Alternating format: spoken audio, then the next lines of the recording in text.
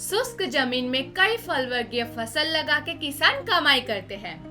सामान्यतः शुष्क जमीन में जिन्हें कम पानी की जरूरत हो वैसी फसलें लगाई जाती है, जैसे आंवला, अनार, नींबू और खजूर। इन सब फसलों की खेती में से एक महत्व की खेती है, जो है खजूर की खेती। तो आइए जानते हैं ये क्यों महत्व की खेती है। क्या आपको पता है कि भारत में खजूर की खेती सबसे ज्यादा गुजरात के कच्छ विस्तार में होती है। ये खजूर को पूरे भारत में लोग कच्छ की देसी खारेक या कच्ची खारेक के नाम से भी जानते हैं।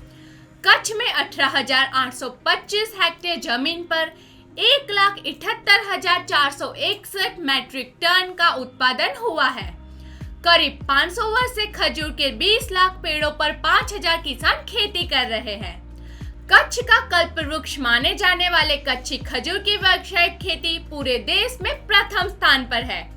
ये खारेक को अभी भारत सरकार ने जीआई टैग से सम्मानित किया है। तो आज के वीडियो में इन नए टॉपिक पर बात करेंगे, तो वीडियो को अंत तक जरूर बने रहे। नमस्कार, मैं हूँ रुचिता पटेल, फिर से हमारे चैनल महाकाल एग्रो में आपका स्वागत करती हूँ। किसान भाइयों, अगर आपने हमारे चैनल को सब्सक्राइब नहीं किया है तो कृपया कर लीजिए, ताकि ऐसी ही जानकारी भरे वीडियो हम आप तक जरूर पहुंचा सके। दोस्तों, आपको जान के हैरानी होगी कि खजूर के एक पौधे की कीमत 1,500 रुपये होती है और इसमें कई राज्यों में सरकार 75% तक करीब 1,125 रुपयों तक की सब्सिडी भी देती है। ये कच्छ की खारेक को जीआई टैग मिला है, पर क्या आपको पता है कि जीआई टैग होता क्या है और उसका महत्व क्या है? चलिए जानते हैं। जीआई टैग या भौगोलिक उपदर्शन टैग ये एक ऐसा दर्जा है जो विशेष रूप से किसी विशेष क्षेत्र से संबंधित उत्पाद को दिया जाता है।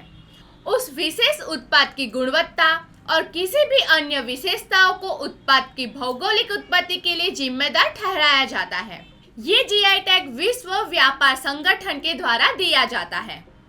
जीआई टैग प्राप्त करना कच्छ के किसानों के लिए एक महत्वपूर्ण उपलब्धि है, क्योंकि यह उनकी स्वदेशी खजूर किस्म को एक विशिष्ट पहचान प्रदान करता है।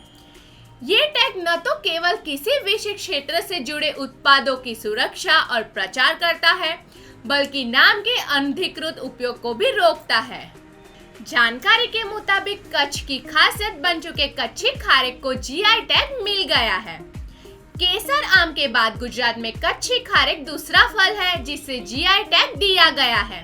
पैटर्न, डिजाइन और ट्रेडमार्क महानियंत्रक ने कच्ची खारेक को जीआई टैग के लिए यूनाइटेड फार्मर्स प्रोड्यूसर्स कंपनी द्वारा किए गए संयुक्त प्रस्तुतिकरण की एक सूची जारी की थी। यूएफपीसीएल द्वारा दिए गए आवेदन को मंजूरी देने के बाद सीजीपीडीटी द्वारा 2 जनवरी 2024 को कच्ची खारेक को जीआई प्रमाण पत्र जारी किया गया था। ऐसा क्या है ये कच्छ की खारेक में खास, चलिए जानते हैं। ऐसा माना जाता है कि कच्छ में खजूर के पेड़ हज और व्यापार के लिए मध्य पूर्व का दौरा करने वाले निवासियों द्वारा लाए गए बीजों से विकसित हुए हैं। इन उपवनों में कच्छ के पूर्व शासकों के महलों में कार्यरत अरब बागबानों का भी योगदान हो सकता है। गुजरात के खजूर की खेती का 94% क्षेत्र कच्छ में है, जिसका क्षेत्रफल 19,251 हेक्टेयर है। इस क्षेत्र के खजूर के पेड़ों पर जनवरी-फरवरी में फूल आते हैं, जबकि ताजा खारेक की कटाई जून और जुलाई में होती है। यह क्षेत्र चरम मौसम की स्थिति और उच्च खारा सहनशीलता की अनुकूलता के लिए माना जाता है। खारेक की रोपाई के 4 से 5 साल बाद खजूर का वृक्ष पहली तुड़ाई के लिए तैयार हो जाता है। फल की तुड़ाई की 3 अवस्थाएं होती है। पहली अवस्था है फल पकने की, जब फल ताजे होते हैं। दूसरी अवस्था है फल नर्म और पके हुए होते हैं, और तीसरी सूखी अवस्था, जब फल सूख जाते हैं। मॉनसून का मौसम शुरू होने से पहले तुड़ाई पूरी कर लेनी चाहिए। किसानों को जीआई टैग से क्या फायदे होंगे? किसी अन्य क्षेत्र के किसान कच्ची खारेक के नाम से नहीं बेच सकते। कच्ची खारेक को विश्व बाजार में अन्य भागों की तुलना में अधिक प्राथमिकता मिलेगी। देसी प्रजातियों के संरक्षण, प्रजनन और संरक्षण के प्रयास और अधिक सघन हो जाएंगे।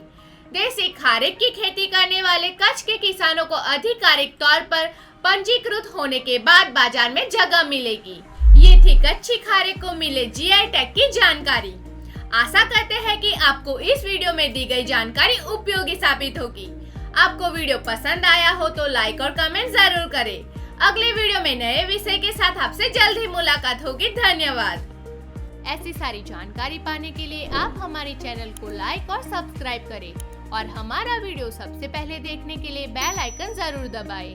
अगर आपको इस वीडियो में दी गई जानकारी में कोई समस्या हो या फिर आपकी खेती में कोई परेशानी हो तो आप हमें स्क्रीन पर दिखाए गए व्हाट्सएप नंबर पर हाय लिखकर समस्या बताएं, जिससे हमारी टीम आपको संपर्क करेगी और आपकी समस्या का समाधान देगी। और हम प्रयास करेंगे कि हमारा अगला वीडियो आपकी समस्या पर हो। हमसे जुड़े रहने के लिए आपका धन्यवाद।